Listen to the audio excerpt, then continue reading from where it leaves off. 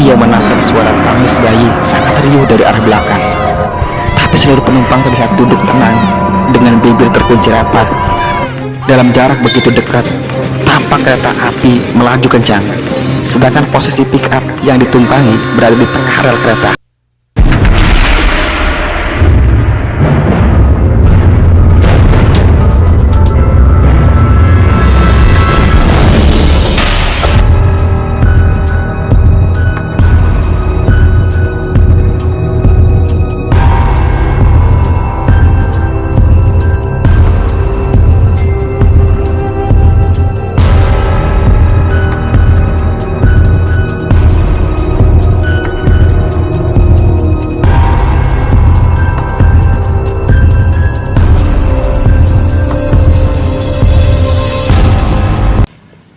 Assalamualaikum warahmatullahi wabarakatuh.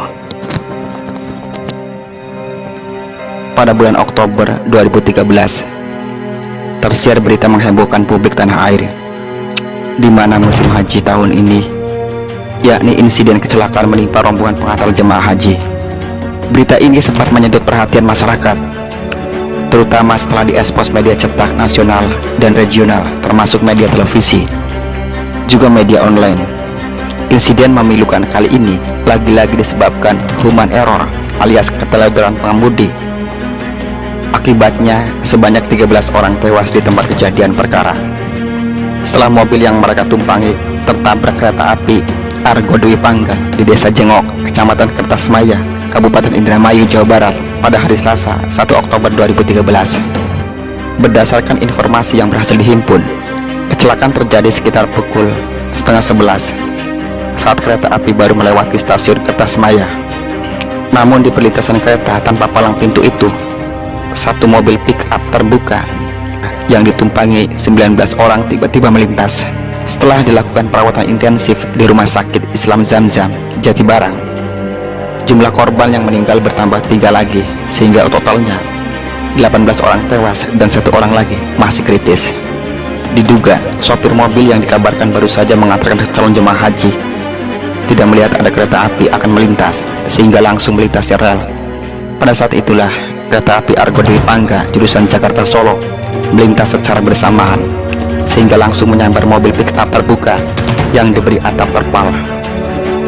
Akibat benturan yang sangat keras, mobil berisi rombongan pengantar calon jemaah haji itu pun terlempar lebih dari 50 meter dari titik tabrakan, di mana penumpangnya yang kebanyakan balita terlontar berterbangan dari atas bak pick up lalu terbanting ke sawah kering dalam kondisi sudah tak bernyawa. Begitupun para orang tua mengalami hal serupa. Beberapa hari setelah insiden maut yang merenggut 18 nyawa manusia, terjadi sebuah peristiwa mistis yang dialami, sebut saja Rosid, yang penduduk desa Beduyut, Kecamatan Bango 2, Kabupaten Indramayu. Rosid yang 5 bulan menyandang predikat duda itu dikisahkan pada malam Minggu 5 Oktober 2013. Rosid setengah memaksa ponakannya untuk mengantar ke Desa Tenajar, Kecamatan Kertasmaya. Hal ini disebabkan karena, sebut saja, Neni memberi kabar tentang kepulangannya ke kampung halaman. Hubungan asmara dengan Neni baru jalan 2 bulan, lantaran tergiur wajah cantik dan bodinya yang aduhai.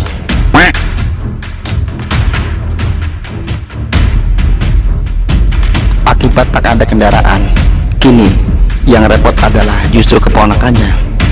Malam Minggu yang biasanya kumpul bersama teman sebaya di pos Honda, kini mesti menyusuri jalan Tanggul Sungai Cimanuk, memboncengkan Rosid yang terus ngoceh.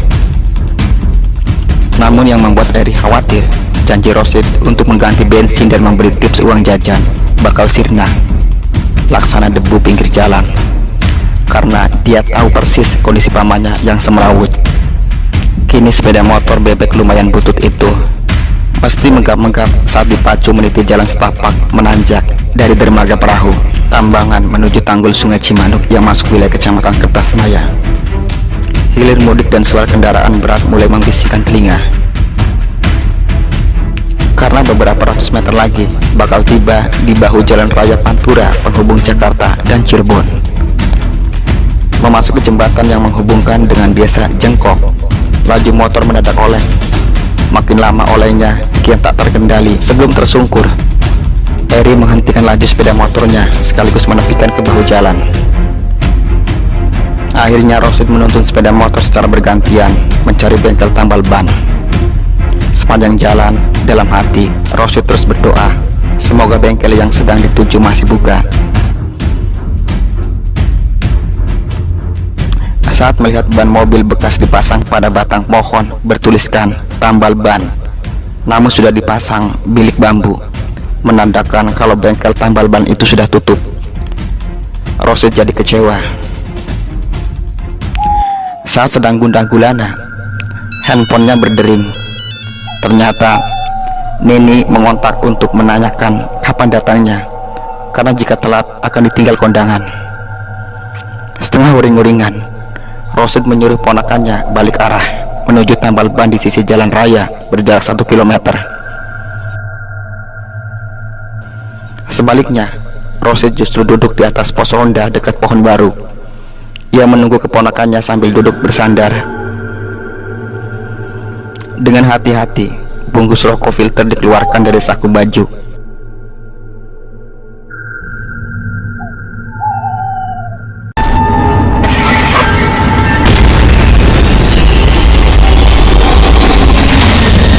Bersama ludesnya batang rokok dilalap bara, telinganya menangkap suara mesin mobil mendekat.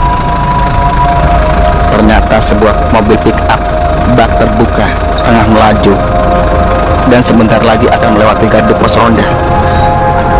Tanpa pikir panjang, Rosid melompat dari atas geladak pos ronda lalu berdiri di jalan belakang pick up bak terbuka yang searah menuju Tenajar. Dalam mobil bak pick up sudah dijejali puluhan orang. Mereka duduk berhimpitan, sedang atapnya hanya berupa terpal. Mesin mobil mulai menderum seiring bergeraknya kendaraan warna hitam yang belum diketahui tujuannya. Setelah menarik nafas, Rosid menoleh ke penumpang di sampingnya. Ternyata tampak seorang perempuan muda sebaya dengan kekasihnya Neni. Wajahnya begitu cantik. Puan cantik di sampingnya seolah tak peduli terhadap kehadirannya. Duduknya tegak dan menggoda, sedangkan wajahnya menghadap lurus ke depan dengan sepasang mata fokus menatap melalui kaca bemper di sisi bahu pengemudi. Tiba-tiba Rosid merasakan debaran jantungnya berpacu sangat kencang. Alangkah elok wajahnya. Jangan-jangan artis atau vokalis, pikir Rosid. Sesaat kemudian ia menangkap suara tangis bayi sangat riuh dari arah belakang. Tak berapa lama disusul suara rahang kesakitan pria dan wanita juga dari arah belakang. Spontan Rosid menoleh sekaligus mengawasi seluruh penumpang dengan teliti. Kening Rosid berkerut, suaranya gaduh, tapi seluruh penumpang terlihat duduk tenang dengan bibir terkunci rapat. Lalu suara yang mengejutkannya berasal dari mana? Dalam pikirannya, Rosid minta pendapat dari perempuan di sampingnya seputar suara tangis bayi dan erangan yang terdengar sangat gaduh. Sebelum membuka mulut, lagi-lagi harus diurungkan. Ia mendapatkan keanehan luar biasa. Dalam jarak hanya beberapa senti, ia saksikan perubahan drastis pada perempuan di sampingnya. Ya, perubahan sangat mencekam. Wajah cantik berkulit kuning mulus kini berubah mengerikan sekaligus menjijikan. Terlihat bibir berlipstik merah muda itu jontor membengkak, sangat pucat. Deretan gigi yang semula putih tertata rapi menciptakan senyum manis kini tampak tak beraturan dikarenakan sebagian patah-patah. Pada puncak kepanikan, Rosid menoleh ke kiri. Dalam jarak begitu dekat, tampak kereta api melaju kencang, sedangkan posisi pick up yang ditumpangi berada di tengah rel kereta. Ia berusaha menghalau sugesti dan bergegas melompat puluhan pria yang duduk santai di geladak pick up.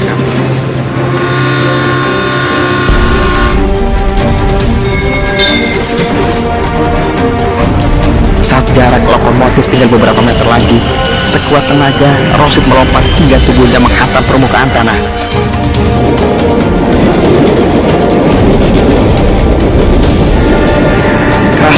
dan berakibat fatal, di mana kesabaran Rosid perlahan-lahan menghilang.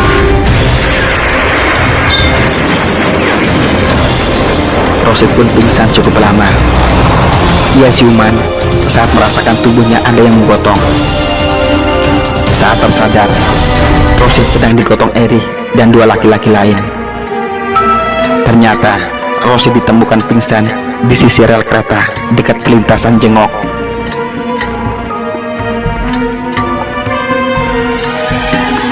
Anehnya, di tempat itu tidak ditemukan bangkai mobil pick-up yang mestinya tersambar ke lokomotif kereta api tadi.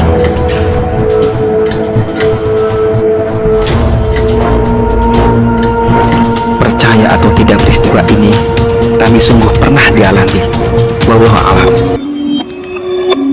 Perfect.